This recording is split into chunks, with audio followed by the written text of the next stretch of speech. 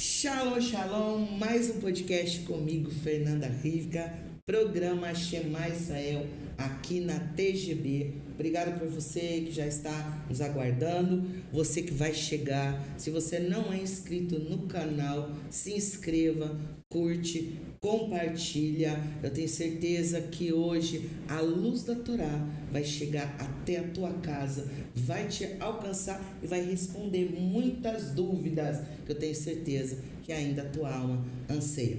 Bom, hoje eu estou aqui, primeira vez, com o Rav Isaac. Quero dizer que há muito tempo que eu tenho o desejo de trazê-lo, mas a Shane determinou que fosse hoje. E determinou também que você estivesse aí para ouvir tudo que ele tem para falar sobre Kabbalah, sobre energia, muita coisa boa. Rav, fica à vontade. Para quem talvez não te conheça, é difícil, né? Mas talvez alguém não conheça. Fica à vontade. Baruch Hashem, muito obrigado. Agradeço muito o convite. Eu agradeço. É um prazer estar aqui e utilizar esse espaço para disseminar a Torá através das muitas camadas que ela possui, né?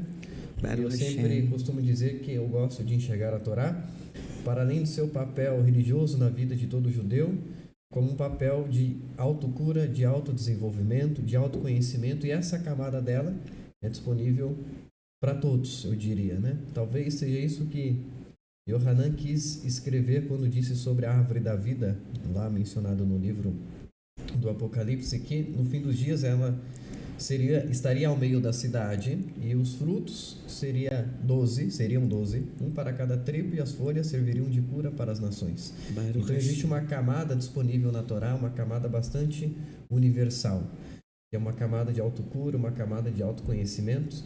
E ao longo da minha trajetória eu tenho cada vez mais buscado trazer isso à tona, né? Através daquilo que eu me envolvo no ambiente espiritual. Então, tive uma trajetória até aqui bastante movimentada, passei por alguns lugares, por alguns contextos. Fui iniciado no judaísmo pelo meu irmão, que também é Rav, que também é rabino. Baruch Hashem. E ele foi o responsável por me formar em tudo aquilo que eu sei hoje, basicamente, além, claro, daquilo que a gente vai evoluindo com o tempo. Sim. Mas, enfim, é um prazer estar aqui e tratar desses assuntos.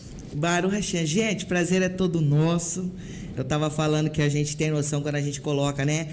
Quem vai estar aqui comigo. A gente já vê o pessoal interagindo, muito positivo. Também estou muito contente. Eu acredito que muitas coisas, muitas dúvidas, né? Há muitas dúvidas. Olha, muita gente aqui. Quero agradecer a Elaine, que mais aqui? O Rodrigo, muita gente. Que a Xena abençoe profundamente vocês.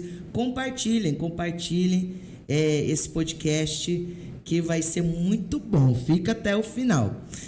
Rav, tem uma pergunta. Certo. O que é a Kabbalah? Muita gente fala, mas eu acho que metade do povo que fala sabe. O que é de fato a Kabbalah? Bom, a Kabbalah é um assunto complexo, mas ao mesmo tempo simples. Sim. Complexo no que se refere a tudo que existe em termos de conteúdo cabalístico. Então, sim, ela é uma jornada complexa de aprendizado, vamos dizer assim. Porém, ela é simples em termos de significado. A palavra Kabbalah vem do hebraico, que significa recebimento. Se você pegar um voo agora para Israel e descer e ficar hospedado no hotel e entrar no saguão do hotel, você vai ser recebido num Kabbalah, que é como se designa, inclusive, recepção. Recepção em hebraico é Kabbalah também, tanto que a gente chama de Kabbalat Shabbat. A pessoa às vezes não associa, mas a palavra é um recebimento, exatamente a mesma, sim, que é o recebimento. Por que recebimento? Porque entende-se que a Kabbalah ela é fruto da experiência espiritual, desde a época dos patriarcas, depois através de Moshe Rabbeinu, de Moisés, aonde eles recebiam inspirações divinas e sim, a percepção de uma realidade não mais física, uma realidade espiritual, descobrindo a engrenagem do universo, vamos dizer assim, entendendo que o mundo vem de cima para baixo, e de cima para baixo existe uma série de mundos, sim, uma série de níveis, uma série de coisas que de fato regem a realidade que nós conhecemos de fato. Então a Kabbalah, em termos de fonte de conhecimento, ela depende da intimidade humana para com o Criador. E hoje o povo de Israel, 3.500 anos depois da recepção da Torá no Monte Sinai, ele herda agora o aprendizado dessas experiências dos patriarcas, de Moisés, e ali a partir do século, vamos dizer assim, 12, 11, começou a ser redigido o conhecimento cabalístico, aonde teve origem o Zohar, aonde teve origem o Bahir, aonde teve origem outras literaturas cabalísticas. Sim. Que vão trazer um pouco dessa experiência desses sábios, como Yitzhak Luria, como Moshe Cordovero, como todos esses homens que tiveram as suas experiências, formaram os discípulos e ensinaram eles os conceitos espirituais sobre a vida. Eu sempre costumo dizer, para resumir a Kabbalah, que a Kabbalah tentou explicar a Deus e acabou explicando o ser humano. Porque a Kabbalah é a única que consegue descobrir a unidade que existe entre esses dois seres, entre aspas, entre a existência divina e o ser humano na sua finitude. O ser humano se vê infinito através da forma como a Kabbalah o explica. Sim. E Deus se vê presente no finito através da forma como a Kabbalah o explica. E nesse ponto de encontro entre o ser humano e o divino é onde a Kabbalah mais gosta de trazer os conceitos, os ensinamentos que ela tem para nós. Então, Baruch Hashem. Mas há muita... eu sei que o senhor acompanha muita gente que está no Techuvá, né?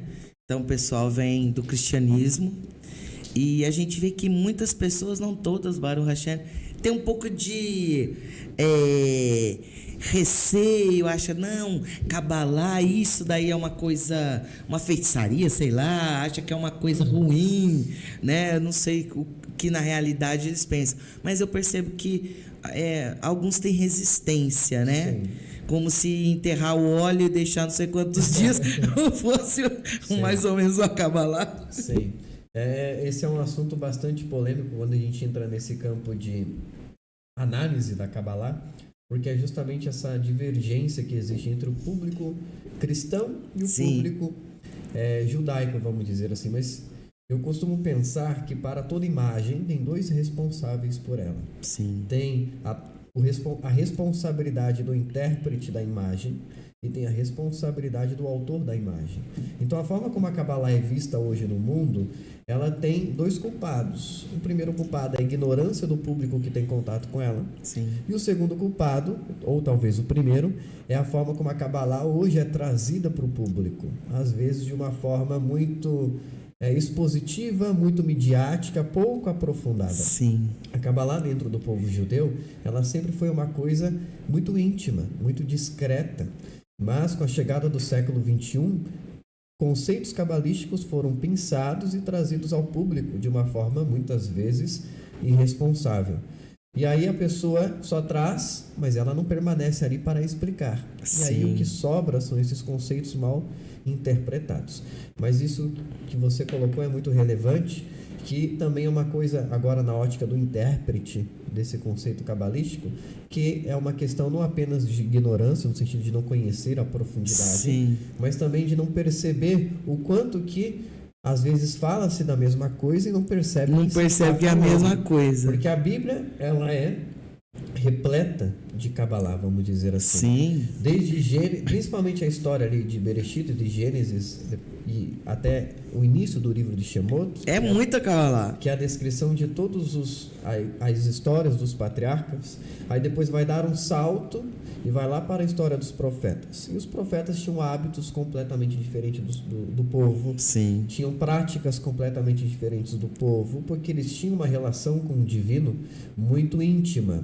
E eles estavam concentrados num panorama de mundo que não era a percepção meramente física, era a percepção espiritual.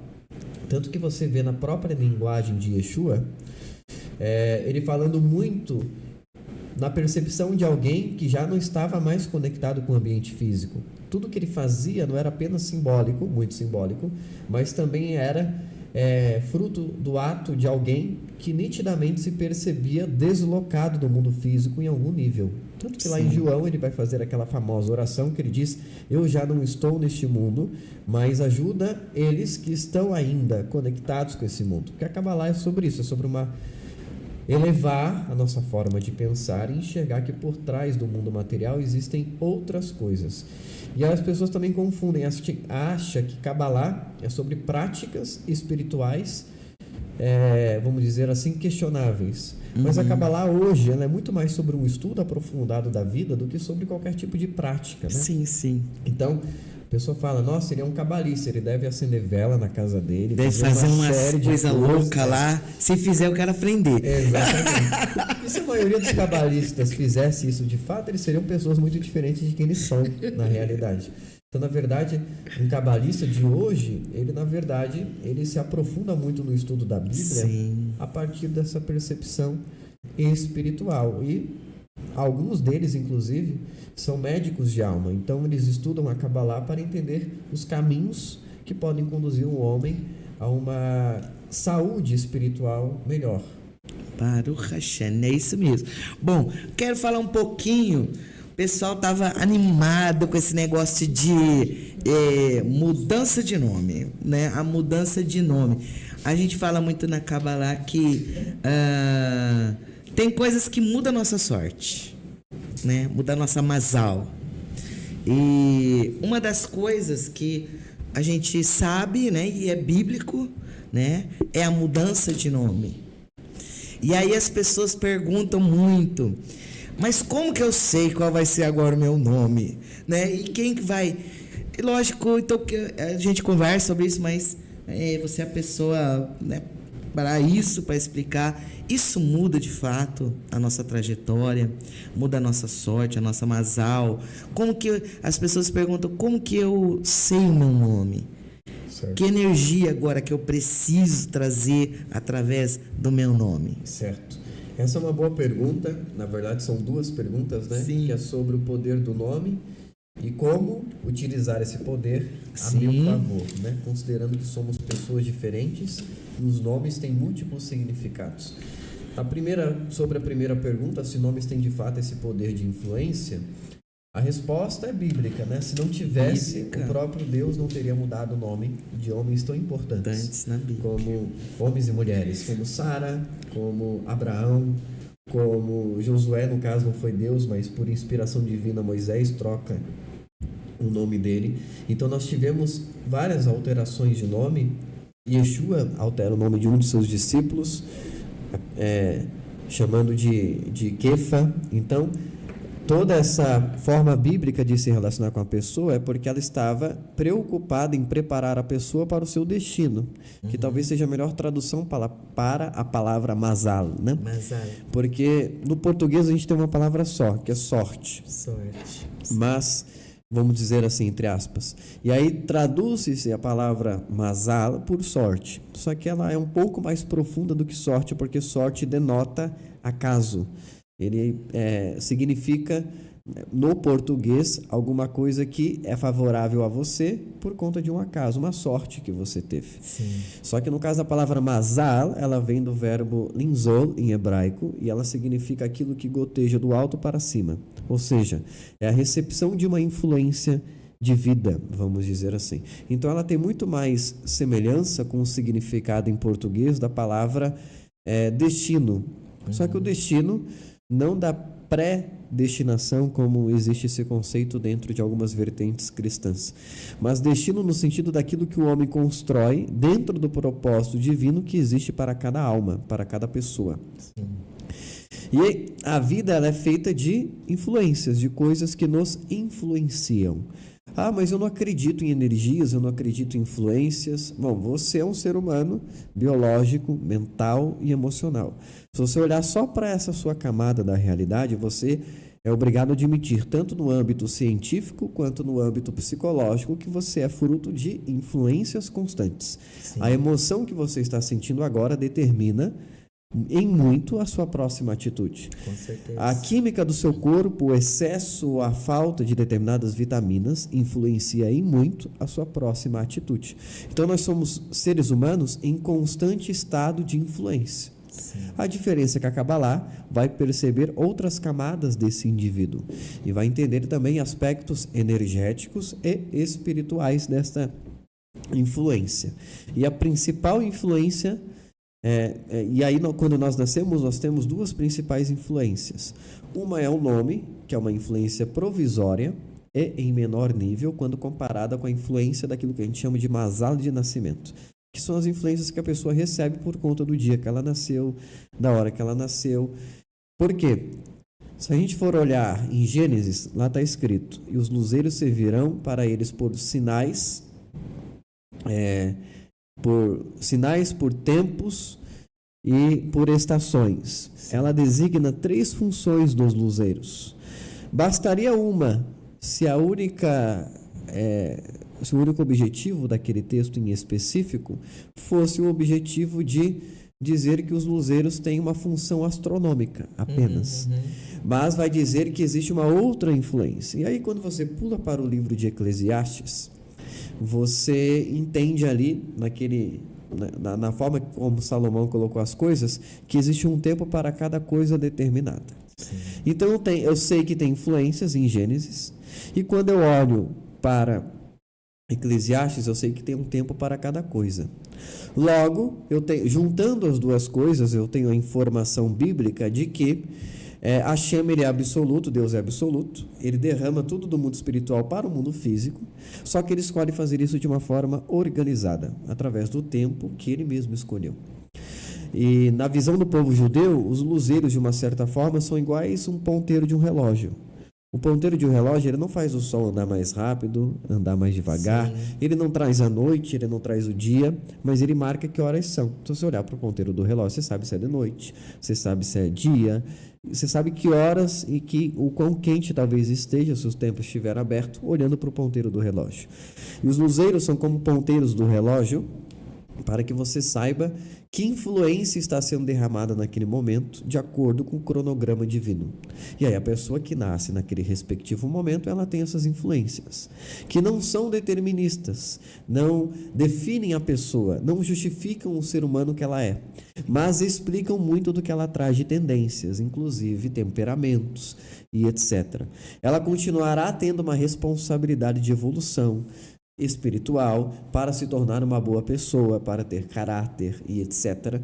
Mas explica muito do seu temperamento naquilo que está por trás dela, influenciando suas emoções e etc. Então essa é a primeira influência. A segunda é o nome, só que o nome a gente não escolhe. Sim. E esta é a grande questão. Como a gente não escolhe o nome dado pelos pais, isso faz com que talvez esse nome ele sempre tenha uma energia. A Kabbalah vai dizer que o nome que nós recebemos em nascimento é o nome que nós deveríamos receber para o nascimento. Todavia, nem sempre ele vai se alinhar 100% com a sua influência de nascimento, vamos dizer assim. Nem sempre ele vai combinar tanto com o seu propósito de vida. Os judeus sabem disso, então eles pensam muito na hora de pôr o nome no seu filho. Mas quando nós não nascemos no lar judaico, os nossos pais, obviamente, não tinham esse conhecimento e não sabiam disso. Então, quando nós entramos no judaísmo, é parte da exigência da conversão que você escolha um novo nome, ou que lhe seja dado um novo nome. E aí, a prática para alguns é agora fazer uso de uma pesquisa, um conhecimento para conquistar um novo nome que seja mais compatível com os propósitos divinos designados para a sua vida. Tanto que a Kabbalah vai afirmar que nós temos pelo menos 3 nomes, né? Nós temos o nome de nascimento, nós temos um nome oculto, que existe só conhecimento divino, que nós não conhecemos, que é o nome que os anjos nos conhecem por esse nome. Olha. E etc. Nós temos um nome celestial.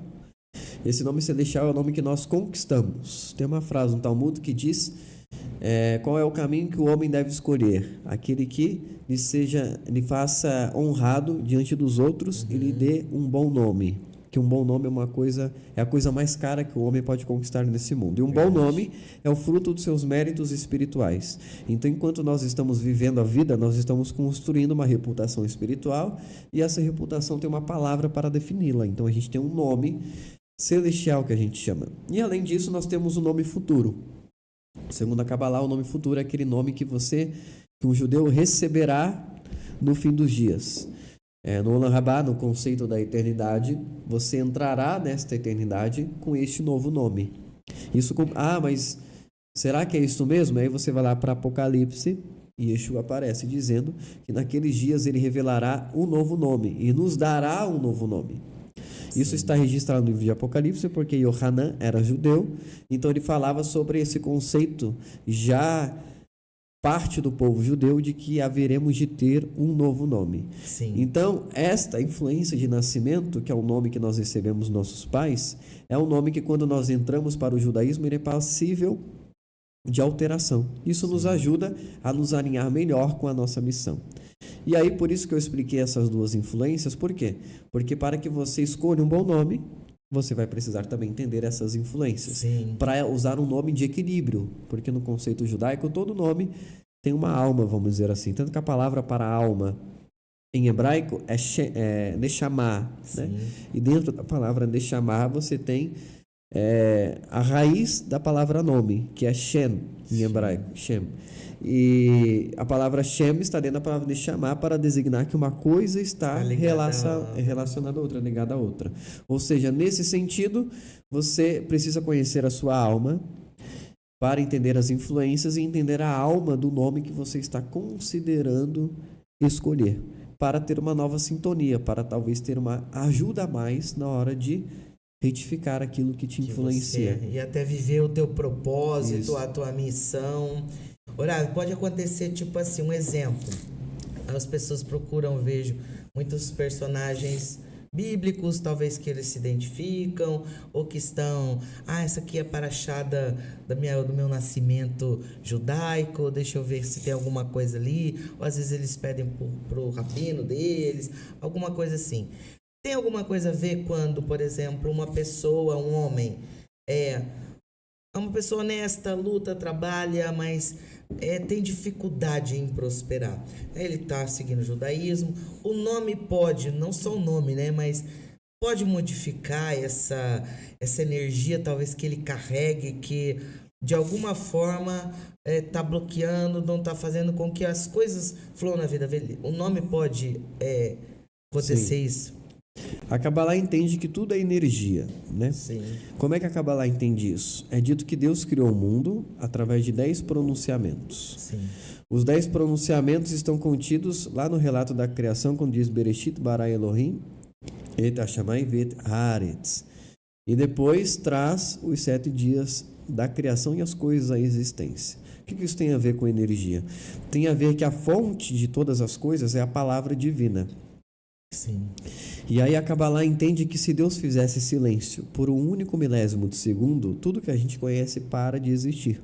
Porque tudo não só foi criado pela palavra divina, como está sustentado em cima dela. Então é como se, assim como a nossa garganta e a nossa voz vibra quando nós falamos, a voz de Hashem vibrou para trazer as coisas de existência, à existência. E ela continua vibrando. Então, por causa dessa vibração, tudo existe. E se Deus fizesse silêncio por um único milésimo de segundo, tudo parava de existir. Logo, tudo que existe é essa energia de vibração. Então, tudo vibra e tudo te influencia. Então, o nome é uma influência. O dia que você nasceu é outra influência. As coisas que você mantém em volta de você são outra influência. As pessoas são outra influência. Então, o ser humano vive imerso em influências. Então, qualquer coisa qualquer uma dessas influências que você altere a teu favor, buscando influências positivas, isso sempre será uma ajuda. Só que aí terão influências de maior e menor impacto. Se você escolhe as pessoas que passam mais tempo com você, isso tem um grande impacto, porque pessoas também são vibração. Sim. Se você escolhe as coisas que o tempo todo estão ao seu redor, isso também te influencia no humor, na emoção e etc. E o nome é uma coisa que te acompanha para a vida. Todo mundo que te chamar vai te chamar por aquele nome. Então, ele está verbalizando o significado daquele nome na sua direção.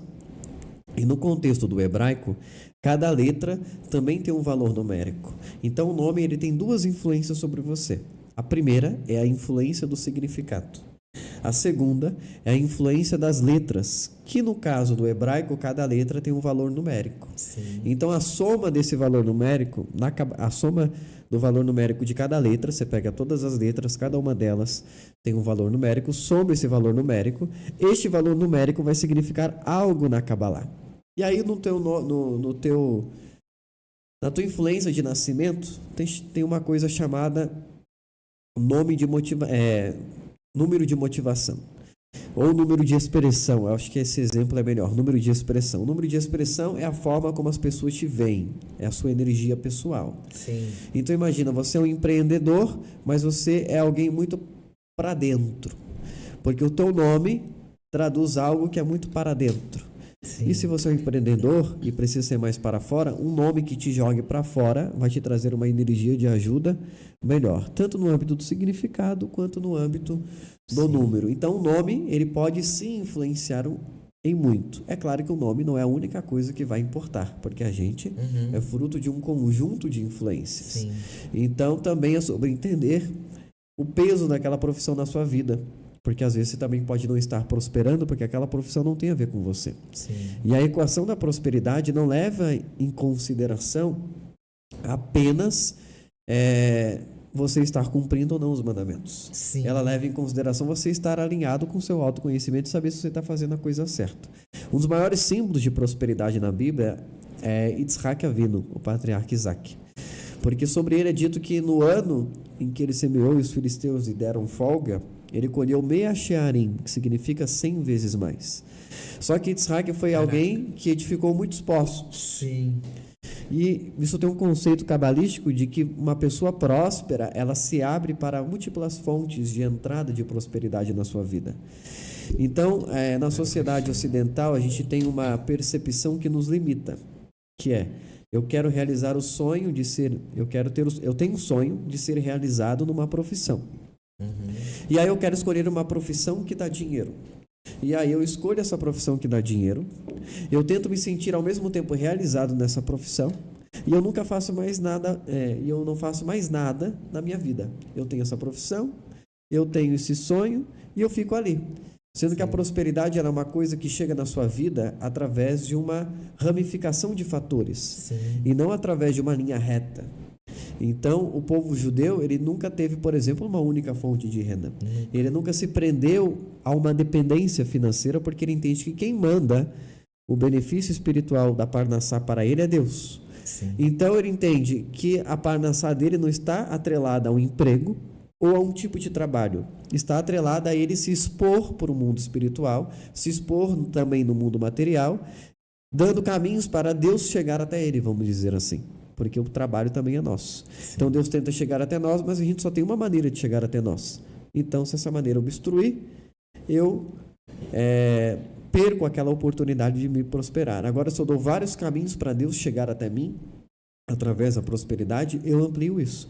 Então, tudo que eu tiver de oportunidade para mudar a minha energia, seja mudar a mentalidade na hora de lidar com dinheiro, na hora de lidar com o trabalho, seja mudar o meu nome, seja estudar o meu mapa de nascimento para que eu entenda melhor o meu propósito de vida, pois às vezes aquela pessoa não tem nada no mapa de nascimento dela que diga que ela tem jeito para falar, mas ela escolheu uma profissão que ela tem que vender.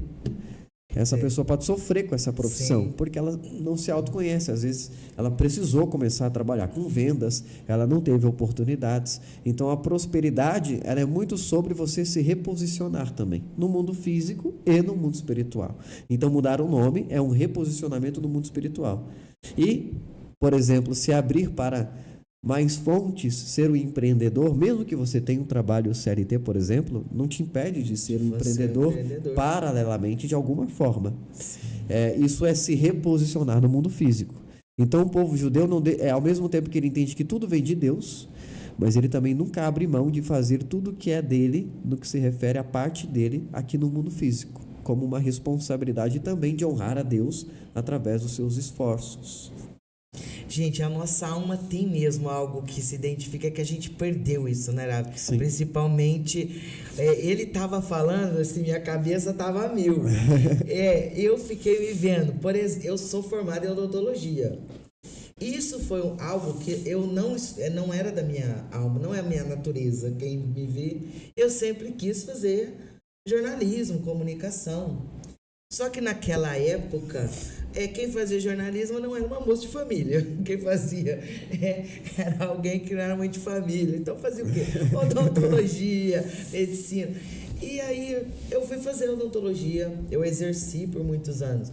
Mas imagina eu, de boca fechada, o paciente anestesiado, sabe, não é a minha essência, a minha alma. E é isso que o Rav estava falando.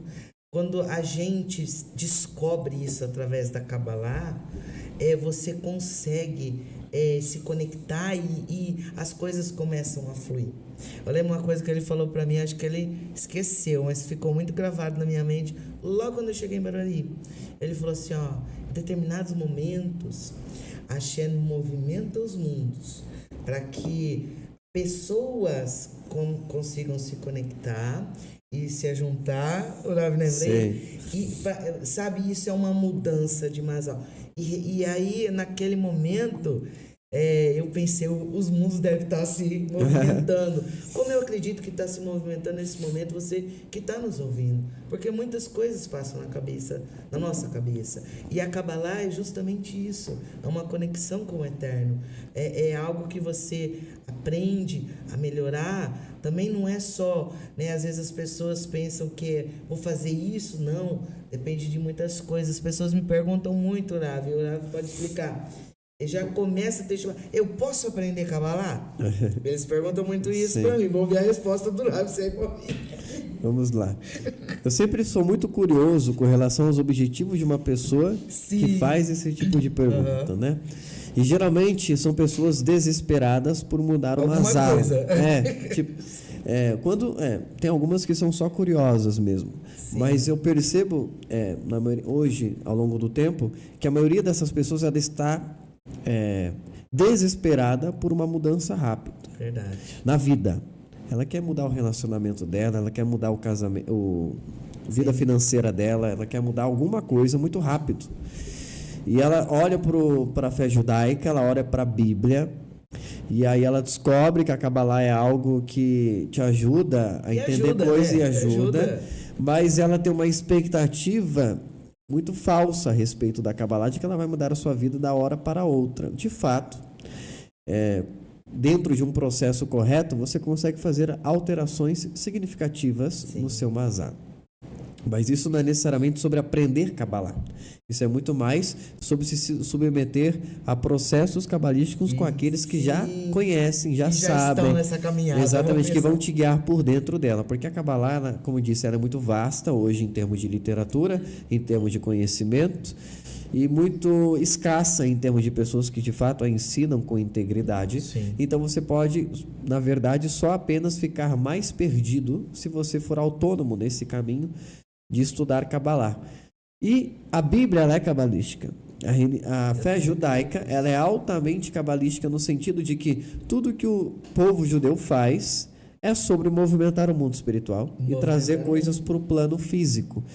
Então, se você apenas se aprofundar na fé judaica, se aprofundar nos aspectos bíblicos, a forma judaica de ensinar, você já estará estudando Kabbalah. Kabbalah não é um grande site com o nome Kabbalah onde você entra e vai sair de lá formado. Kabbalah é um processo, ela é uma caminhada, ela é uma jornada que deve começar com autoconhecimento. Se ela não começa com autoconhecimento, ela dará errado. Gente, isso aí é tudo.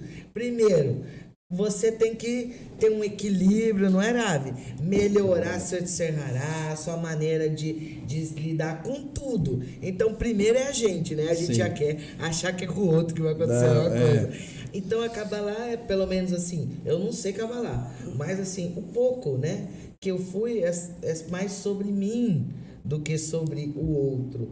É mais sobre melhorar, retificar, equilibrar, você aprender que aquilo que você acha que você tem de ruim, na realidade, você pode usar para o bem, né? Então você começa a mudar a sua maneira de ser, e quando você muda, as coisas ao seu redor também acabam mudando, só que é uma coisa gradual, né? E as pessoas já querem de uma forma assim, uau, né? Eu sempre brinco, eu falo assim, se já tá no basiquinho, eu brinco, né? O basiquinho tá guardando pelo menos o Shabbat? Sim. Já parou de comer o porco? Sim.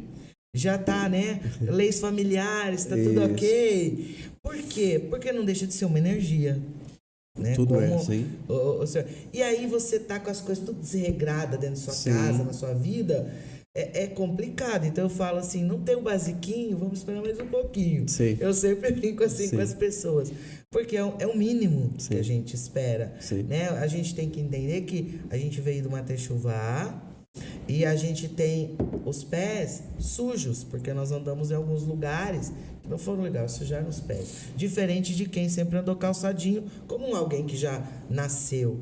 Então, para nós, é mérito, mas a gente tem que se empenhar muito, pelo menos no básico, né? Eu penso sempre isso comigo. Eu tô fazendo o básico, então tô legal, agora eu vou subir mais uma escada. Isso. E eu sempre, isso que eu falo com as pessoas, não de entrar. Mas o raiva matou. É alguém que tá desesperado para mudar alguma coisa. E geralmente é aquela pessoa que, por exemplo, imagina uma casa com todos os móveis bagunçados, tudo fora do lugar e sujo.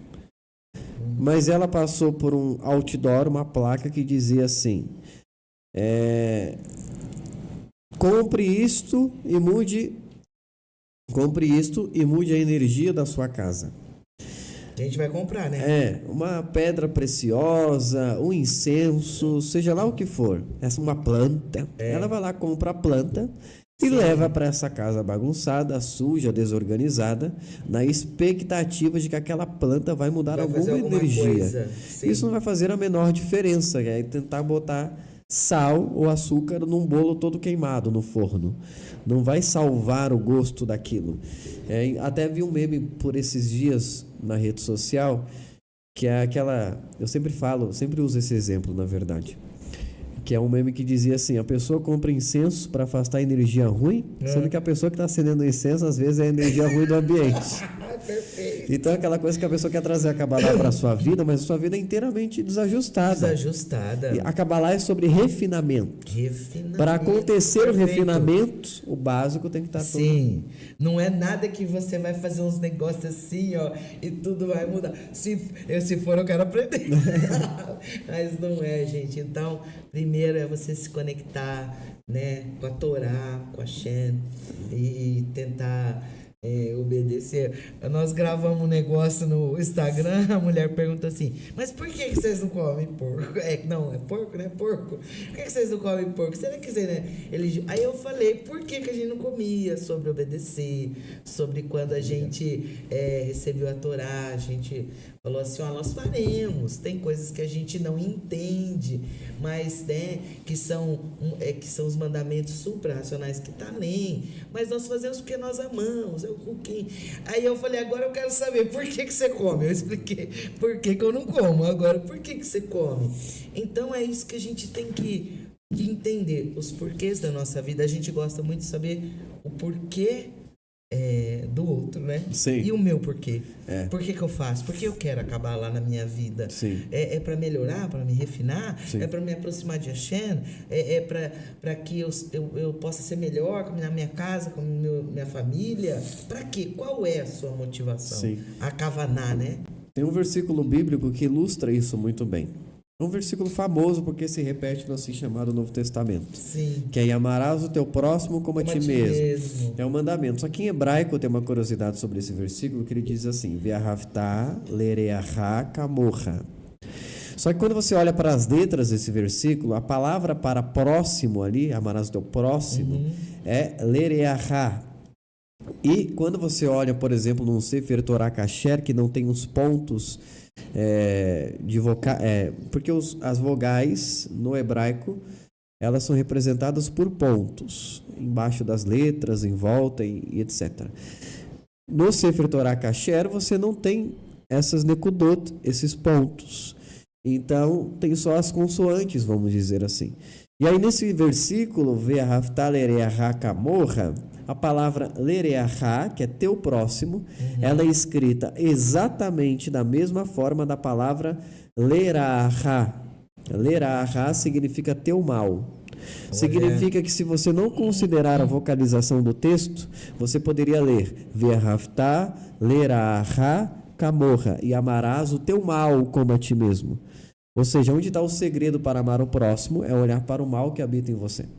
Então a sua dificuldade de lidar com o próximo é por conta de coisas muito mal resolvidas dentro de você mesmo. Você é tudo. Gente, olha, compartilha esse podcast. Que são coisas assim que a gente tem que parar, ler para dentro de mim. Olha para você. A gente quer muito olhar para o outro. Mas e aqui tem umas perguntas, Ravi. Tá perguntando, como que eu faço para mudar o nome? É o Rabino?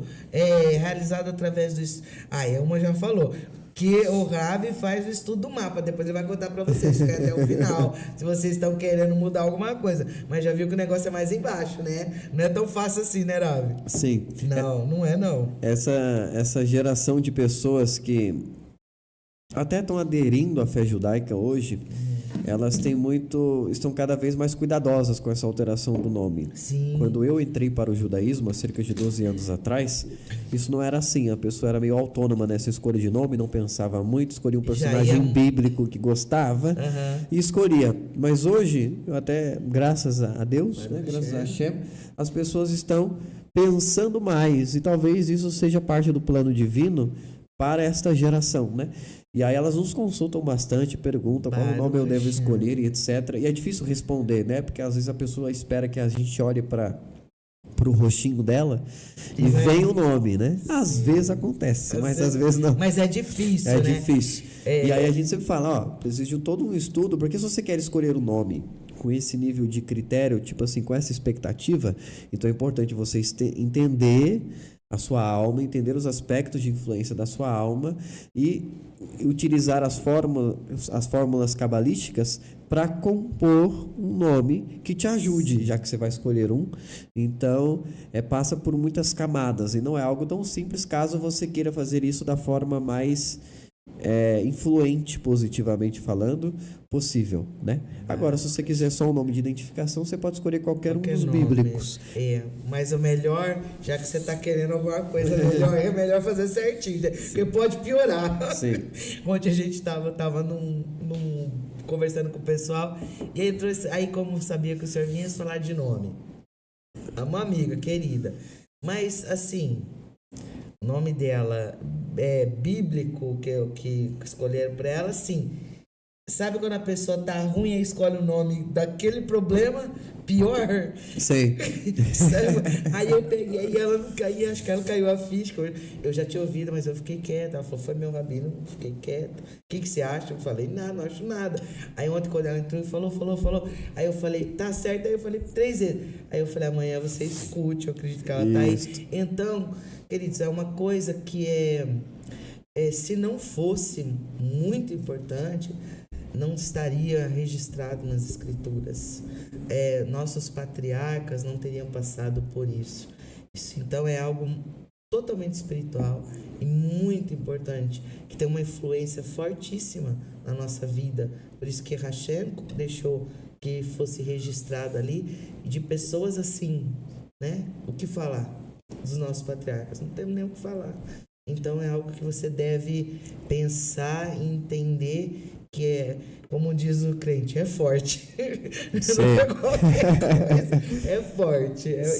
E depois ele vai falar, né, Ravi? Eu sei que ele é um estudioso, né? Então, com certeza, se você tem esse desejo e quer entender como, depois ele vai explicar no final. Sim. Vamos falar um pouquinho de portais? Ontem eu bato um pouquinho neles assim. Eu falo que o pessoal que veio do sistema religioso, eles são meio indisciplinados. O macumbeiro é melhor na techuvá. Sabe? Porque eles respeitam assim, os guias que estavam na cara, então falam, come porco, eles não comem. Agora o crente é teimoso, gente, é teimoso. Aí eles querem assim, eu falo muito de portais, eu gosto, porque foi algo que minha alma se identifica. Então eu falo assim, ó, que Hashem, né, o Rafa falou, tem um tempo determinado sobre Eclesiastes. Quem determina o tempo? Eu? Não, Hashem. E aí tem os portais, Shabbat, todo mundo sabe. Só que a gente tem que estar como um recipiente, um vaso para estar naquele portal? A Kabbalah fala muito de portais. Sim. O povo não quer, o povo quer assim, tô precisando do carro agora, então até esse portal. Não é. Você tem que estar num portal que a Hashem já está pronto. Não é um rabino, não é ninguém. Está tudo nas escrituras. E é ali que você vai encontrar onde você deve se posicionar para certas coisas. Eu gosto muito de falar sobre esses portais que as pessoas têm dificuldade de assimilar, que são portais. São o quê? Dias, tempos, estações que a Hashem, ele se movimenta em nosso favor para estar perto, como o Shabat. É um dia que ele escolheu, né? Então, como que eu devo fazer? Estar ali. É na terça? Não é no Shabat. A Kabbalah fala muito de portais, né? Fala. A Kabbalah, ela entende que o mundo físico ele é criado à imagem do mundo espiritual. Sim. Então, isso que a gente vive aqui no mundo material é chamado na Kabbalah de Malchut, que é o reino físico. Sim. E ele não existe por si só, ele não foi criado nele mesmo, né? Então, ele é um reflexo daquilo que foi construído no mundo espiritual. Então, a Hashem tem um ciclo de eventos e de portais espirituais que são propícios para cada determinada influência. Inclusive, a gente está se aproximando de um novo portal, que é o portal de Hanukkah. Gente, extraordinário. Sim. E o mais maluco de Hanukkah é porque, tecnicamente falando, a gente comemora um evento histórico. Sim. Cerca de 200 anos antes de Cristo. A revolta dos Macabeus, que está registrado no livro dos Macabeus, que existe na Bíblia católica, não faz parte do cânone bíblico nem judaico. Eu já li o livro de Macabeus 1 e 2. Isso. Mas os livros de Macabeus 1 e 2, embora não estejam na Bíblia, são estudados sob a perspectiva histórica pelo povo judeu e respeitado como um relato histórico. E aí vai se comemorar esta revolta dos Macabeus, o milagre dos Macabeus terem vencido os gregos, acendendo a Hanukkah, que é uma espécie de menorá de 9 braços, comemorando esse milagre do azeite que também durou 8 dias, aquela coisa toda. Só que quando a gente olha para a perspectiva da Kabbalah sobre a história, não é que o portal que existe na comemoração da festa de Hanukkah, que agora domingo à noite começa, são 8 dias, existe por causa do evento histórico dos Macabeus. Na verdade, a Kabbalah vai dizer que o evento histórico dos Macabeus só aconteceu por causa daquele portal que estava aberto naquela mesma época do ano, todos os anos. Então, as festas judaicas são assim. Então, o portal espiritual antecede a festa. A festa é o indicativo bíblico ou rabínico de que aquele portal existe. Então, ela te chama para fazer uma série de coisas que são compatíveis para que você acesse aquele portal e atraia as influências dele como positivas na sua vida. Ah, mas eu não acredito nisso, isso é muito místico demais. Mas não é diferente. No sentido místico da palavra, não é diferente do que os próprios pastores fazem nas suas múltiplas campanhas, fazendo atos proféticos, dizendo que são 10 dias de não sei o quê. Eu vou dar um gancho, gente. Eu já vi. O povo acha que é estranho acender uma vela. Gente, e sai correndo no meio de um coisa de sal, caindo pra cá e pra lá, jogando um paletó e caindo. Isso é o que será? Não, melhor acender uma velinha. Certo. É melhor assim. Então, assim, é uma coisa. A pessoa, que nem o Rafa falou, o que você não conhece e não está muitas vezes aberto a ter esse conhecimento, então você ataca. Isso. Né? Então as pessoas não entendem.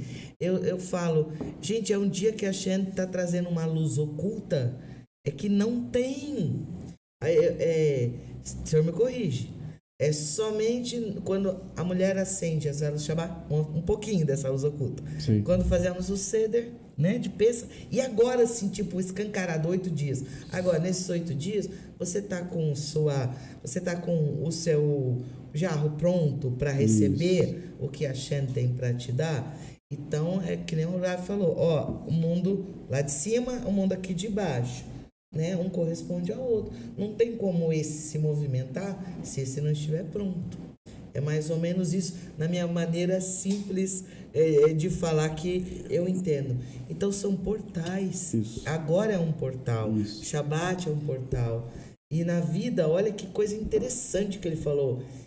E nós estamos comemorando porque os macabeus, a Shem entregou poucos, muitos na mão de poucos. Não, aquele portal já estava lá. Então, crer assim, esse portal está aí.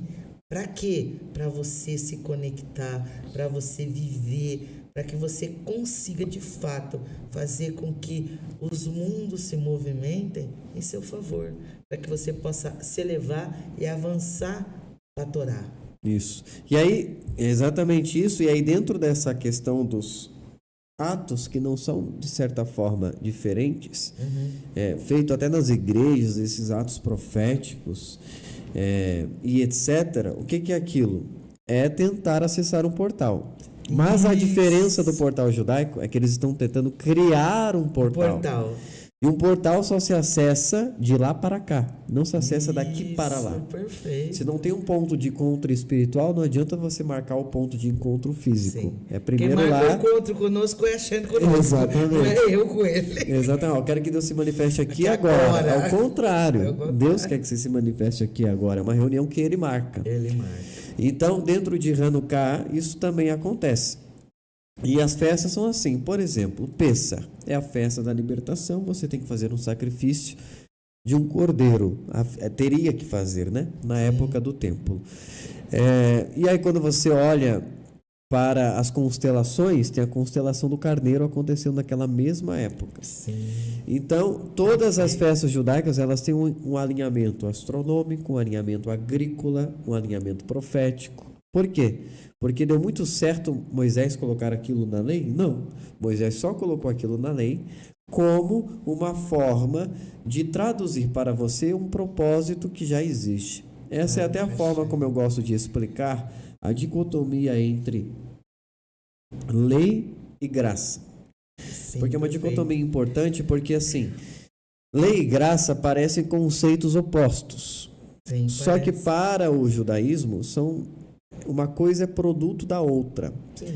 A graça, que é ren em hebraico, ou hassidah, ou hesed, qualquer uma dessas palavras serve, que é a designação da misericórdia divina. Ela é o amor de Deus para com o povo, para com a humanidade. E nós entendemos que a lei recebida por Moisés, ela é o produto da graça. Por quê? Porque a maior prova de amor divino a nós é ele ter mostrado a forma como o mundo espiritual funciona. Ele poderia ter deixado a gente descobrir sozinho. Sim. Quem descobria sozinho? Abraão, Isaac, Jacó. Esses patriarcas descobriam sozinhos qual era as datas, os portais e etc. e acessavam. Mas é quando Deus aparece para Moisés, ele diz: para os patriarcas eu tinha um nome, para você eu vou ter outro. E para você eu vou revelar esses portais. E aí a Torá revela esses portais de acesso. Então o povo judeu tem um mapa sobre como se relacionar com a vida de uma forma a ser alinhado com esses portais. E isso é um benefício que ele tem para a sua própria vida. Não altera a natureza divina, mas altera toda a sua forma de obter benefícios, tanto no âmbito físico quanto no âmbito espiritual. Não que o cumprimento da lei seja sobre os benefícios, mas eles são inevitáveis para aqueles que os cumprem verdadeiramente. Então, o acesso a esses portais são importantes. Observar o ano, observar os meses, observar os dias como portais espirituais para cada determinada coisa. Se você olha para o estilo de vida judaico, você vai perceber que o judeu ele está sempre em movimento, sempre. Porque ele está sempre preocupado com a influência de um novo portal. Então ele nunca está descansando. Ele nunca, nossa, agora 30 dias para o próximo portal. Não. Porque ele está vivendo alguma paraxá, ele está vivendo alguma época do ano que já é sobre a influência de um novo portal. Então ele nunca está parado, ele sempre está se realinhando com um próximo portal vigente, porque não há um espaçamento no mundo espiritual. É tudo acontecendo imediatamente após a gente vive anterior. Assim, né, Nara? Sim. A gente termina o Shabbat pensando, eu tava comprando coisa de Hanukkah, olhando pra festa de Purim, eu já tava pensando, olha isso aqui, olha aqui, falando pra Esther, isso aqui pra Purim e tal, porque nós estamos sempre, entre uma paraxá a gente fala, mas na outra, nossa, sabe? Então a gente vive dessa forma. Tem uma pergunta aqui, Rav. Eu conheço a Isla, uma querida, um beijo pra você, ela lá de Portugal. Ela tá perguntando, Rav, através do portal de Hanukkah, nós podemos nos mover espiritualmente para um novo projeto material? Quer dizer, é um portal para estar pedindo Sim. esse milagre? Sim. Hanukkah, por exemplo, a festa, qual que é o símbolo maior dela? É acender uma Hanukkah parecida com esta, só que isso é uma menorá normal de Sim. 7 braços. A Hanukkah tem 2 braços a mais, né? Ela completa 8 e tem um do centro, totalizando 9. Ela deveria chamar Festa das Luzes, já que Sim. ela é sobre acender velas, sobre acender luzes e etc. Mas ela não chama assim, até porque o milagre das luzes de Hanukkah é a última coisa histórica a ser reconhecida sobre ela. Não existe no livro dos Macabeus o milagre do azeite. Esse milagre do azeite só existe registrado no Talmud. Olha. O que existe registrado no livro dos Macabeus e que é chamado de milagre é a vitória dos Macabeus contra o Império Greco-Macedônico, Seleucida, e a rededicação da casa, a purificação do templo. Então a palavra Hanukkah, ela significa inauguração, dedicação. Então ele é um marco para iniciar coisas novas. Tanto que a palavra Hanukkah, que é dedicação, e a gente durante a festa, durante as 8 noites da festa, a gente faz o Salmo 30, que é o Mizmor Hanukkah Tabait, composto por Davi, que é o Salmo da dedicação da casa, que ele escreveu para que Salomão recitasse quando o templo estivesse de pé. Porque o templo ele é inaugurado ao longo de uma ritualística, através de uma ritualística, que ela é feita 7 dias. Sim. E no 8º dia, a presença divina desce sobre o templo. Isso aparece lá na Parashá Shemini, onde vai relatar a ocasião onde Moisés levantou o tabernáculo no deserto. É dito que foi feita a investidura do templo. Então purificaram o altar, espiaram o altar, fizeram tudo o que era necessário ao longo de 7 dias, fizeram a investidura sacerdotal, purificaram os coanim, os sacerdotes, e etc. E a Parashá Shemini começa assim: e foi ao 8º dia, e nessa Parashá a nuvem, a presença divina, Shekhinat Hashem, manifestada de uma forma quase que física, repousou sobre o tabernáculo. Ou seja, são 7 dias de preparação para que no 8º acontecesse a manifestação divina. O que representa isso? Representa que não importa o que você faça no mundo físico, ele só é ativado quando a coisa que é espiritual entra dentro dele. Senão você vive uma casca sem preenchimento espiritual. Isso acontece com relacionamentos, quando eles são só envolvimentos, que não tem a descida do plano espiritual que justifica aquele relacionamento, ele se torna só um envolvimento. Cedo ou tarde ele vai acabar. Mas quando ele justifica-se em termos de trazer uma coisa do alto, aí ele vira um relacionamento genuíno. Então, ou seja, precisa de preparação de 7 dias, e no 8º precisa se descer a Shekhinat Hashem, a presença divina.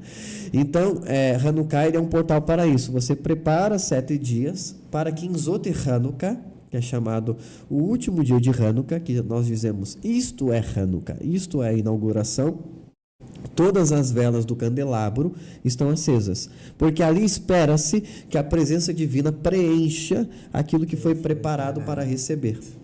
Só que aí Yeshua fala sobre odre, fala sobre tipo de vinho, fala sobre o odre que se rompe, fala sobre odre velho, odre novo. E aí nós temos uma passagem no Talmud que diz: existem odres velhos que não comportam sequer vinho novo, e existem odres novos que trazem dentro dele vinho velho. Vinho velho, aqui entenda-se no bom sentido, porque quanto mais velho um vinho, melhor ele é.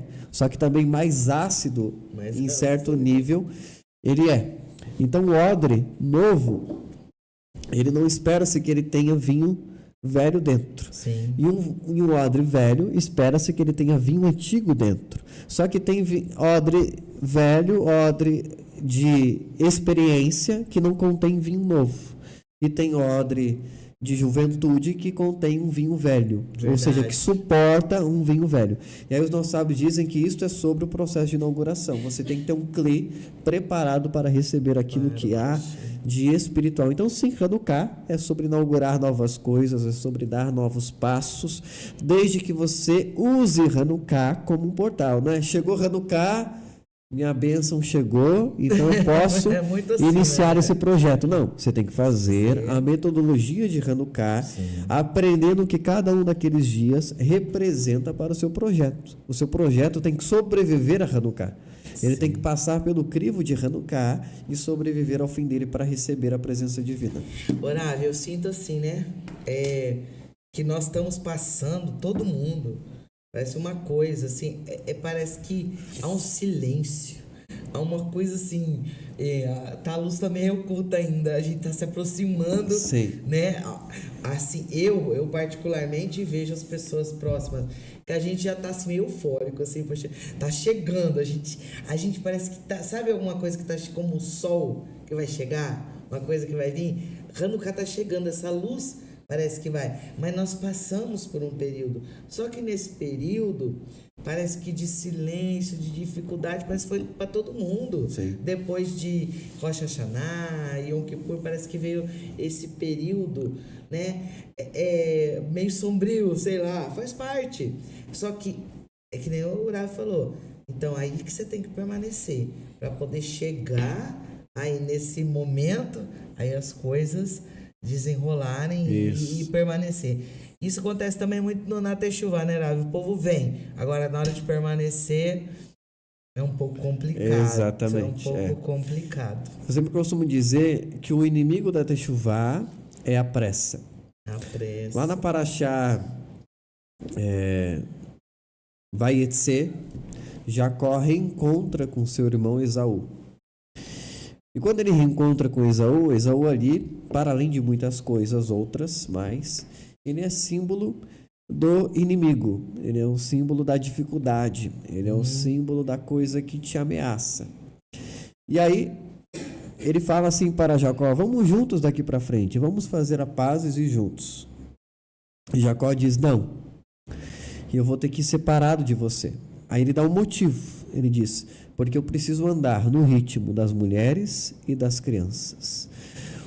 O grande perigo que Esaú representava era o fato de ele ser alguém impetuoso, o fato de ele ser alguém acelerado, o fato de ele ser alguém que não aguentava os nãos da vida, que não aguentava o ritmo da vida e que obrigava a vida a atender os seus próprios propósitos. Já para Jacó não. Jacó entendia que ele era servo do plano espiritual de Deus na vida dele. Então ele entendia no ritmo das mulheres e das crianças. Que ritmo é esse? É o ritmo mais devagar possível, que é no ritmo daqueles que são mais fracos, ando eu. E aí isso nos lembra de um versículo de Eclesiastes que diz que a vereda dos justos é como a luz da aurora que vai brilhando mais e mais até esse dia perfeito. E é bem no capítulo que fala sobre a diferença de um justo e a diferença de um ímpio. É dito que um ímpio, em Eclesiastes, é aquele que dorme, não contente que fez mal o suficiente e busca fazer mal amanhã. Aí você talvez... E aí você diz, não, mas talvez... Eu não sou um ímpio, eu não estou querendo fazer o mal amanhã. Ninguém acha que é ruim, né? Sim. Ninguém acha que é esse cara. Mas ele não está falando que ele vai querer matar mais amanhã. O que o texto está dizendo que o ímpio é aquele que dorme com pressa. Olha... É aquele que dorme querendo que a vida lhe dê mais do que lhe deu hoje. Que dorme de forma egoísta. Já o justo não. O justo ele dorme dizendo, serei melhor amanhã. Ele aceita o ritmo que ele teve hoje. Ele aceita que hoje ele não chegou lá. Ele aceita que hoje ele não conseguiu fazer tudo o que ele gostaria. E com paciência ele dorme. Então a diferença na visão de Salomão entre o justo e o ímpio é a pressa e a paciência. A paciência faz o justo e a pressa faz o ímpio.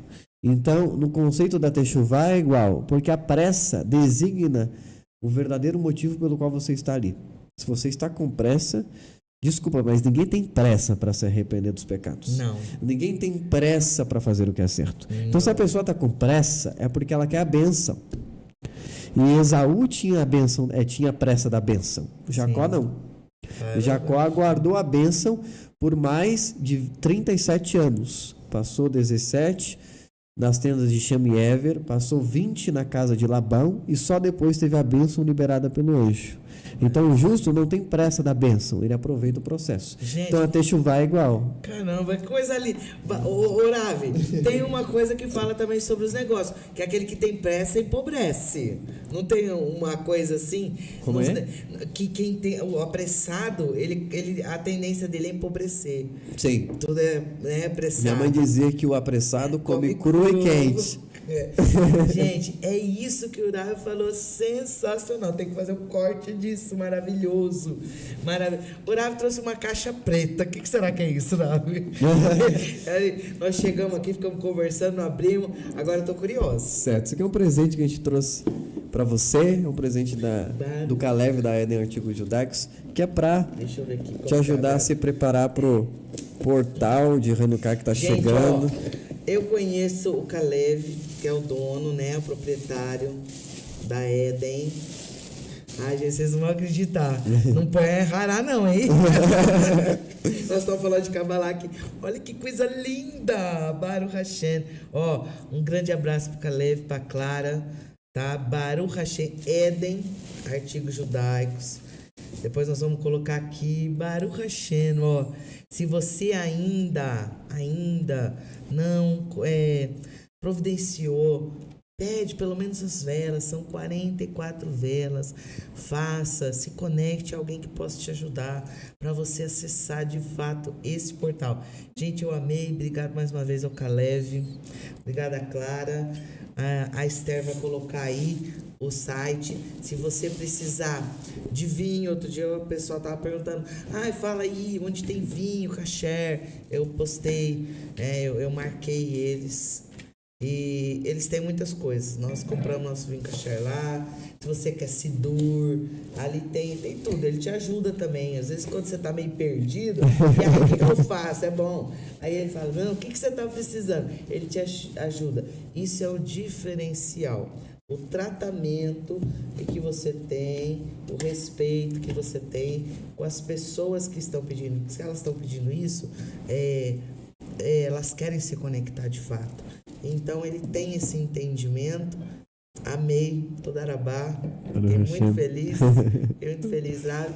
Entra em contato, a Esther vai colocar aí. Muito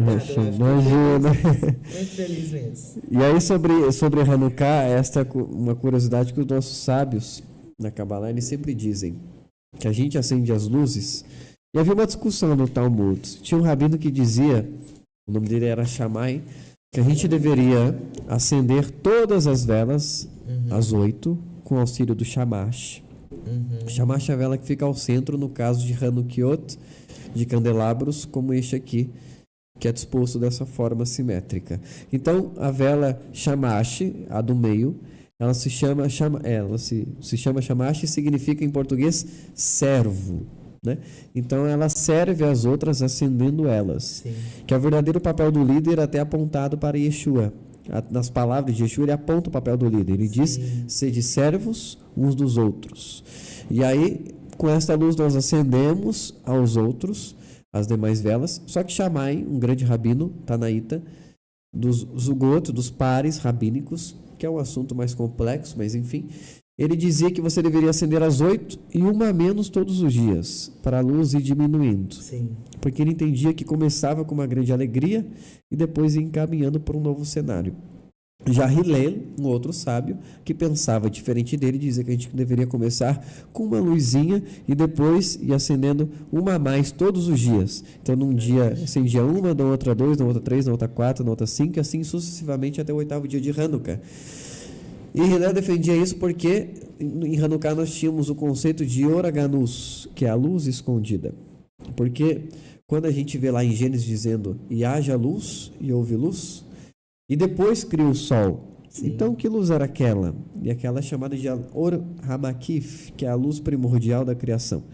Só que Deus pegou e escondeu essa luz, dizem os nossos sábios. Então essa luz foi escondida, deixou um reflexo dela através dos luzeiros. E em Hanukkah essa luz é liberada.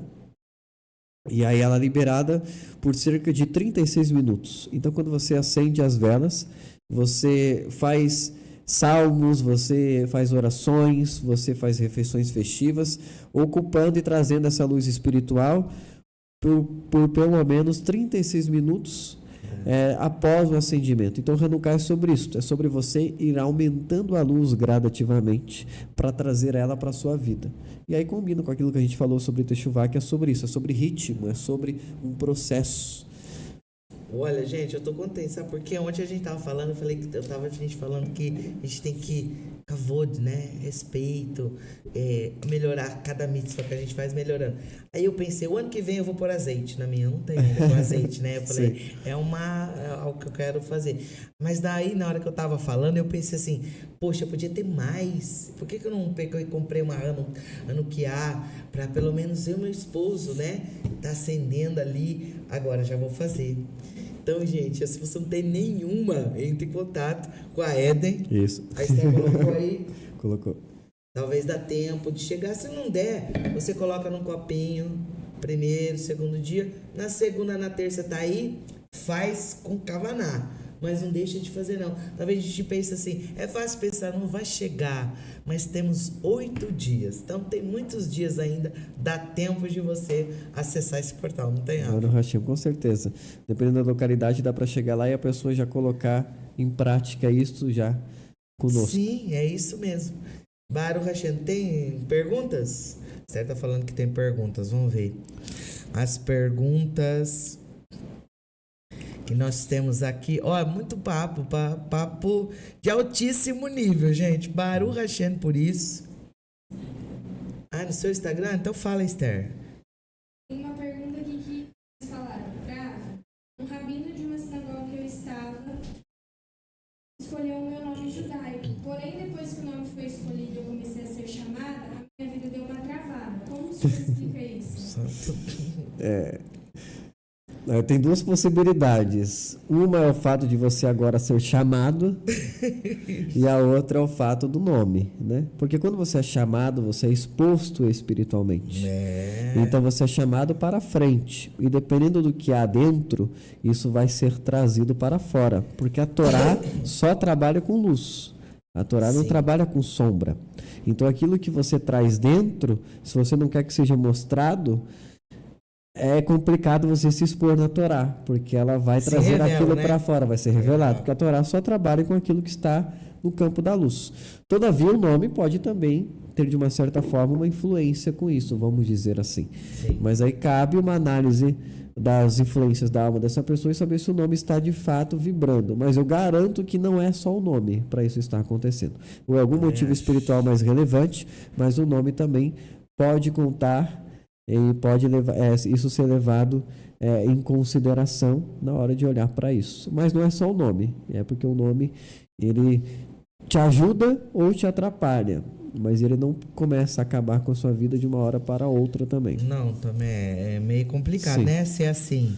Mas você pode entrar depois em contato com o Mais perguntas no seu Instagram? Pode falar, querido. Minha família me deu o nome de um parente que morreu de uma forma trágica. Isso pode atrapalhar a minha energia? Sim.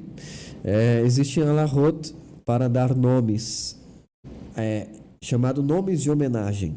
Então, assim, os judeus, eles têm várias alahot. O que são alahot? São leis, regras, para que você dê nome. Essas regras também valem para convertidos? Sim. Só que não é tão discutido no campo de convertido, porque o povo judeu tem outras formas de discutir isso no campo do converso, do ger. Porém, eles discutem isso no campo de dar um nome para um recém-nascido. Então é dito, você pode homenagear um antepassado falecido com o nome? Pode, desde que você leve em consideração algumas ressalvas. Dentre as ressalvas que vão ser trazidas, se aquele era um antepassado justo ou se aquele era um antepassado com problemas espirituais nítidos. Outra variável, se aquele antepassado morreu de forma trágica ou se ele não morreu de forma trágica. Se aquele antepassado está vivo ou se aquele antepassado não está vivo. Então, são coisas que se deve se levar em consideração. Então, sim, isso influencia de alguma forma. Significa que Ras Veshalom Aleinu não sobre nós, você vai ter um destino igual? Não, não significa. Mas significa, porém, que aquele nome vai ter aquele peso. Não para que você tenha o mesmo destino, porque não é sobre isso o nome, Sim. mas para que você sinta essa energia de uma certa forma de opressão que está relacionada com este nome. Não com este nome em termos de significado, mas do motivo por trás do nome, que é homenagear esse ente querido que faleceu de forma trágica. Perguntas? Mais. Grave. O meu nome é Jezabel. Isso vai atrapalhar a minha Caramba, gente, cada coisa que vocês Jezabel. colocam Rabino. Eu acho curioso isso. Aí eu tiraria.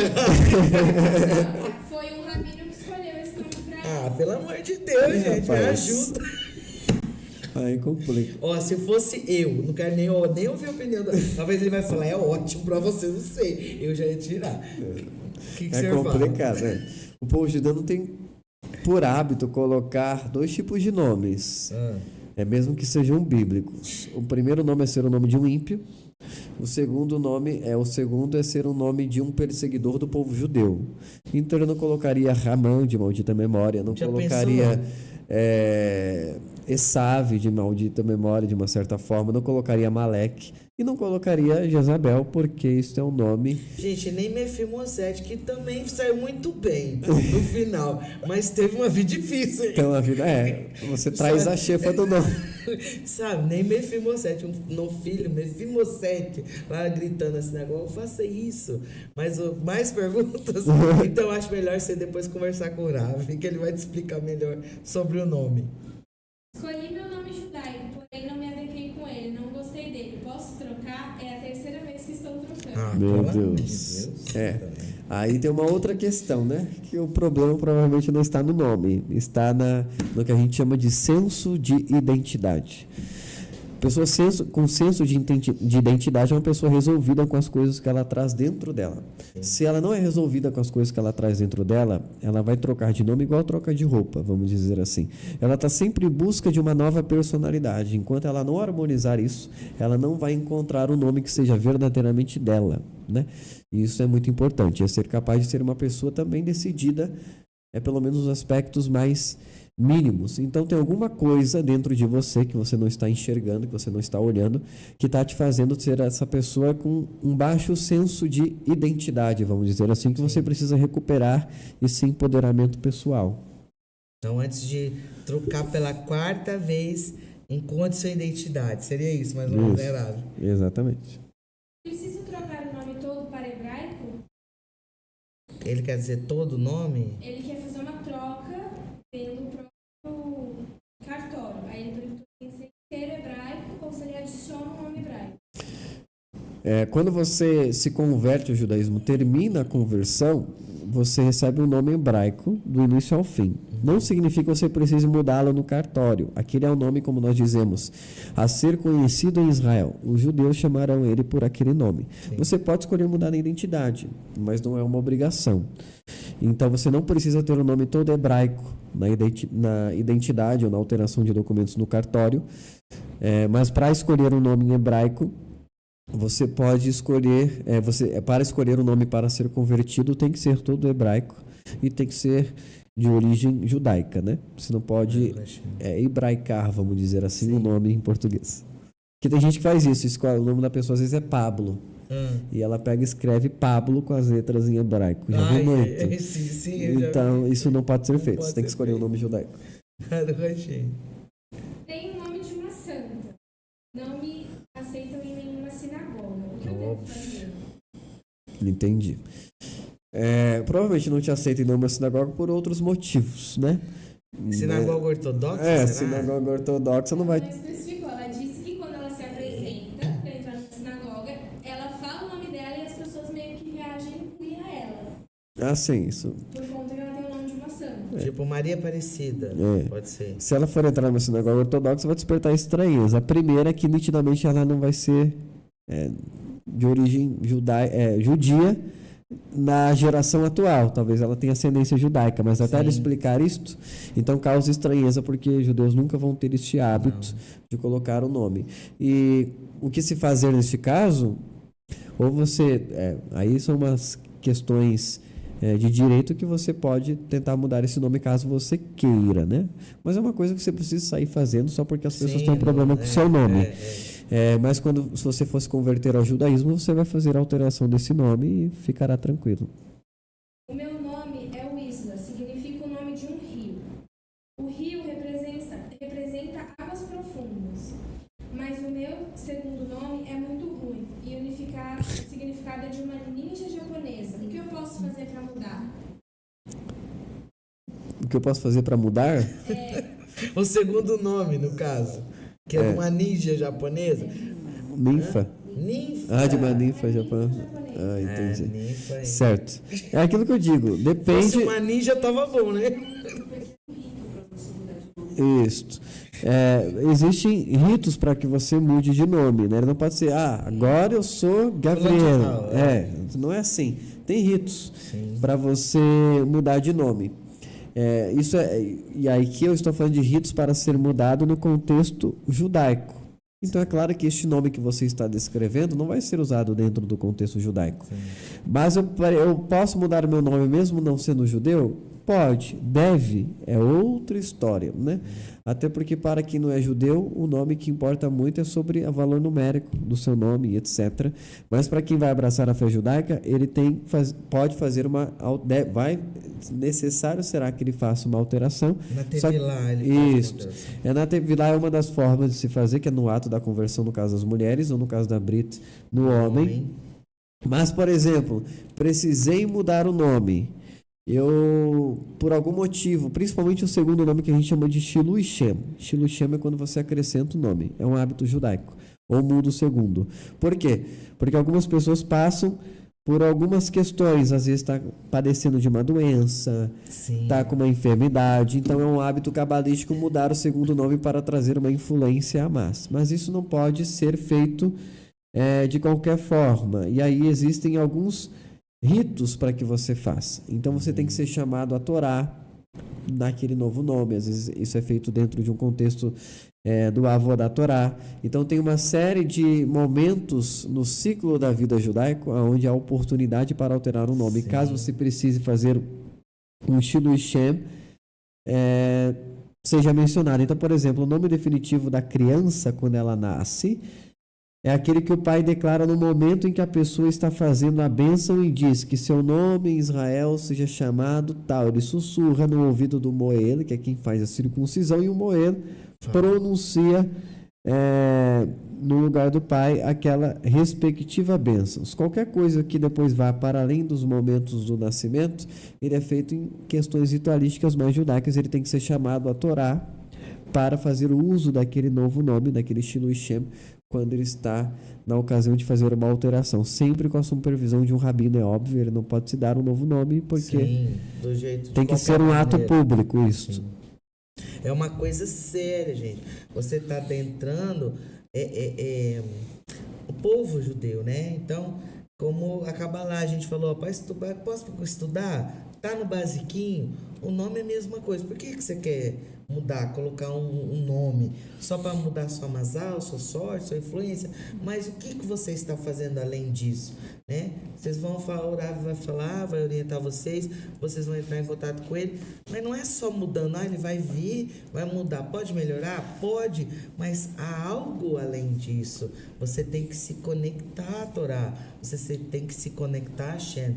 Aí sim, juntamente com o seu, mudança de nome e outras coisas, a sua vida com certeza terá uma chefe, uma influência melhor do que talvez. E se você tem uma excelente, que seja ainda melhor, que é assim que a Hashem faz na nossa vida, né?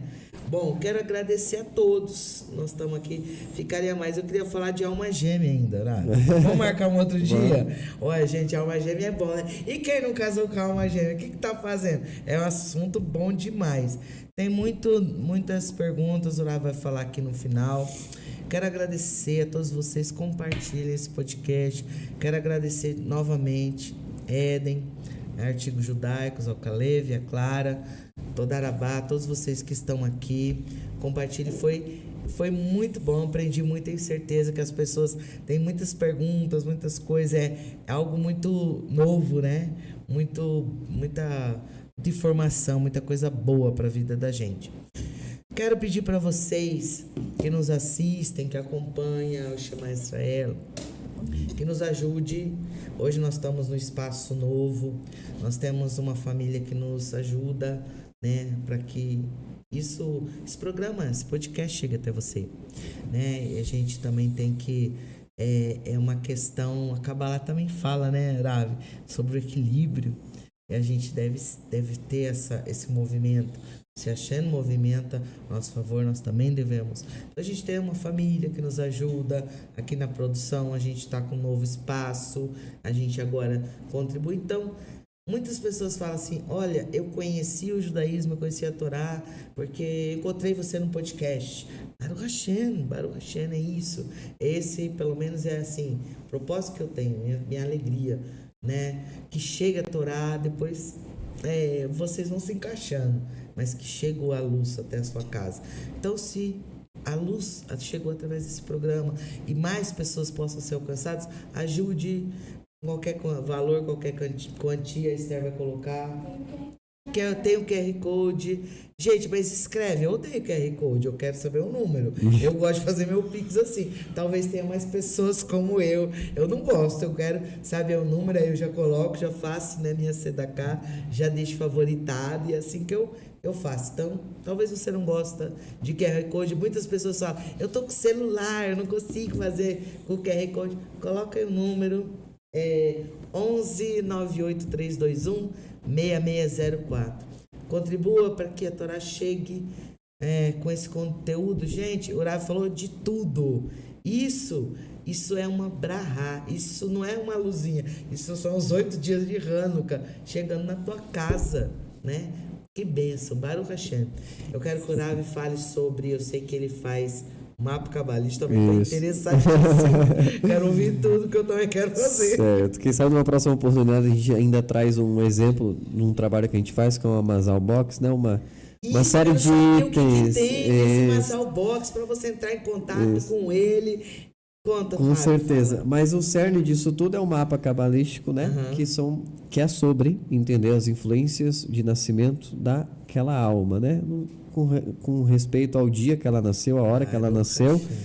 Isso traz as mazalot em torno dela que vão influenciar no seu temperamento, na sua configuração pessoal. E tendo esse autoconhecimento, você vai descobrir forças, tendências e aonde você precisa alterar dentro de você para ser mais proeminente na vida em todos os sentidos. Inclusive descobrindo coisas a respeito do seu propósito de vida ou, no mínimo, descobrindo que não é seu propósito de vida, que já é um grande caminho. Então, é um autoconhecimento imprescindível que toda pessoa deveria ter a respeito de si mesma, que faz você entender dinâmicas suas dentro do relacionamento, dinâmicas suas lidando com o lado profissional, com dinheiro, com prosperidade, dinâmicas suas lidando com pai, lidando com mãe, lidando com pessoas. Você entende por que você tem essas, às vezes, tendências dentro de você, na forma de se relacionar. Então esse mapa é imprescindível. E através desse mapa, você vai conseguir descobrir, inclusive, achar o seu nome mais compatível, através até de uma forma que a gente apresenta num e-book que a gente até está lançando. Fala desse e-book, que o nome, doida pra saber. O nome do e-book é Nomes e Destino, que é você conseguir achar o seu próprio nome. Que já lançou? Está lançando hoje, especificamente. Baruch Hashem, gente, olha, isso é Mazal bom. Baruch Hashem. Então a gente está lançando hoje, o link vai estar disponível lá no meu Instagram, Rav Isaac. Gente, pode falar o link aqui. Rabino Isaac, desculpe. Coloca Rabino Isaac. Como que eu faço mapa? Onde que eu acho esse e-book? Coloca aí, você entra em contato com o Rav e ele vai te dar. Gente, só que calma, amanhã é sexta, né? Amanhã vai ser complicado responder. Olha, amanhã, pô, ficar depois do 8. Me responde, xinga e já vai encerrar, já pula pra fora. Calma. Vamos colocar aqui, marca, printa a tela, Isso. entre em contato, pergunta, quer meu mapa astral, fala a sua vida, ele vai te ajudar, quanto que é o valor, ele vai te falar tudo, gente, para Isso. poder te ajudar. E esse e-book eu quero saber, como que é esse Com e-book? certeza. Esse e-book ele tem um valor simbólico, apenas R$ 22,40, se não estou Gente, enganado. para o Axê, vocês têm que pedir a correndo, eu já quero o meu. E ele é um guia completo para que você leia ele, saiba tudo o que você precisa saber sobre influências de nome, que nome influencia, que nome não influencia, as regras que os judeus utilizam para escolher um nome e as fórmulas cabalísticas para que, usando as informações do mapa, você saiba achar o seu nome. E aí, a pessoa que comprar o e-book, inclusive, ela vai ganhar um bônus, que é uma lista completa de nomes em ordem alfabética para homens e já mulheres. quero esse link, nós temos um grupo do Shema Israel, Certo. mais de 100 pessoas, já quero esse link. Vou pedir, gente, um dia de Hanukkah, isso que você vai fazer, nós vamos todos comprar, eu também já quero saber. E é isso daí, gente, é movimentar o universo em nosso favor. Quando você faz alguma coisa, a Hashem também faz Baruch em Hashem. nosso favor. É assim que as coisas caminham. Baruch Hashem. E aí, com esse guia, você vai conseguir ter acesso à fórmula para achar o nome Hashem. e também receber uma lista de nomes de A a Z, nomes judaicos, tanto masculinos quanto femininos, e abaixo de cada nome, Gente, que energia ele traz para que você consiga juntar com as informações do mapa e compor o seu nome judaico. Além disso, também eu trabalho como terapeuta integrativo, né, com a psicologia cabalística como meu principal pano de fundo e outras ferramentas terapêuticas para também ajudar pessoas que estão perdidas e que não é só sobre mudar o nome, não é só sobre ver o seu mapa, Sim. mas é sobre se reencontrar na vida em vários outros aspectos, Isso é importante. utilizando a Torá também como um mapa, um manual de autocura e de autoconhecimento. Baruch Hashem. Gente, entre em contato, a Esther, a Arabani Shihana está aqui também, né? Agradeço. Qualquer dia ela vem falar, desmistificar coisas que a gente ouve sobre as nossas mitzvot, né? Sim. Sobre aquilo que a Hashem coloca na nossa mão, que a gente possa servir ainda mais o Criador, aquele que nos fez. Qualquer dia ela virar aqui, ela já está convidada. E agora é intimada, né? Depois eu falo aqui. Obrigado por sua presença. Mais uma vez, Éden Artigos Judaicos. Entre em contato com o Ravi, tá? Se ele não responder amanhã, ele está se preparando. Domingo. Ravi, mais alguma coisa para falar? Fique à Só vontade. entendo que Techuvá é uma coisa que envolve ritmo e que dentro do universo judaico também existem outras camadas de autoconhecimento, de autodesenvolvimento, que é importante para a pessoa, porque às vezes ela tem problemas com a forma como ela lida com mandamentos, com o divino, que tem a ver com processos interiores que ela ainda não venceu. Então a Torá, ela também é igual Moisés fez. Moisés tirou o povo do Egito, o povo foi beber uma água, falou que a água estava amarga, ele pegou uma árvore, jogou na água e a água ficou doce. E os nossos sábios dizem que aquela árvore era a Torá. Ou seja, a Torá também é sobre adocicar as águas amargas das nossas emoções que nós trazemos dentro de nós. Então ela também é um manual de autocura, isso é muito importante. E aproveitando aqui também para dizer a vocês que desejarem seguir a nossa sinagoga Mikdash David, um projeto que nós estamos à frente agora, junto com o Rav Yeshayah e o Rav Emanuel, num projeto Também novo. estão convidados, viu, Ravi? Com certeza. E através disso fazer aquilo que a Hashem nos chamou para fazer também, mostrando esse lado humano da Torá, esse lado Amém. familiar, esse lado receptivo, que é tão necessário hoje em dia no cenário como nós Sim. estamos vivendo. Baruch Hashem. É isso aí, gente. Olha, não tenho palavras para te agradecer, eu Eu amei. também sou muito grato por estar Amei, aqui. vamos voltar aqui, vamos falar de alma gêmea, eu adoro esse assunto. Eu queria falar uns assuntos mais assim, mas vamos devagar, né, Ravi? Sim, vai. Vamos devagar. Gradual. Entre em contato, a Esther deve ter colocado, a Nana deve ter colocado. Nos ajude também aqui para que a gente possa continuar levando, melhorando a cada dia, que a gente possa não só estar nas quintas, quem sabe mais projetos virão por aí. Precisamos da sua ajuda. Ravi, estou muito feliz. Muito Baruch Hashem, mesmo. eu também. A Hashem preparou um dia muito especial para Com a gente Hanukkah, Com certeza. né? É um portal específico De para coisas novas. de coisas novas, projetos novos. Estou muito feliz, tenho certeza que essa luz alcançou muita gente. Com certeza, Baruch Hashem. Gente, quinta-feira tem mais. Vou estar aqui com Ravi Mirra, né? Durante a semana eu vou falando, tem muitas novidades para vocês. Era para ser um debate, mas não é. Aí a gente vai falando no meio do caminho. Fique ligado que quinta-feira tem mais Fernanda Rivka, programa Shema Israel. Ó, beijo no coração. Shalom, shalom. Ótima preparação para o Shabbat. Portal extraordinário. E Hanukkah vem logo em seguida. Beijo no coração. Shalom, shalom. Shalom, shalom.